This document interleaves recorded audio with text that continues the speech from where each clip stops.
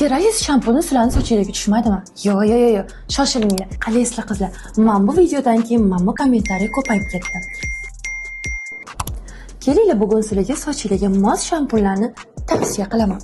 Sochinglar quruq, lekin yana ham qurib ketmasligi kerak. Lekin ob'yom ham xohlaysizlarmi? Qizlar, uning uchun mana bu shampun ishlatasizlar. Qanaqa shampunni yuvsanglar ham boshinglardagi qayg'oqinglar ketmayaptimi? Bunisiga ham yechimi bor. Aynan mana shu shampun. Sochlarni rangini chiqazganingizdan keyin sochinglar juda ham quruq bo'lib ketadi. Uning uchun ham yechimi bor. Men buni o'zim ishlataman qizlar.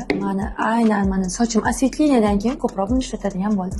Agar sochingizdan parfyumni hid kelib turishini xohlasanglar va hech qanday muammosi bo'lmasa, shulardan ishlatishingiz mumkin. Shampun yaxshi yoki yomon mahsulot emas. Bu vosita. Agar u sizga mos kelmasa, albatta sizga qarshi ishlaydi. Muammo har doim ham shampunda emas. Ba'zida bizning tanlovimizda ham. Faqat bitta iltimos, negativ yozishdan oldin shampunlarni sochingizga to'g'ri tanlang.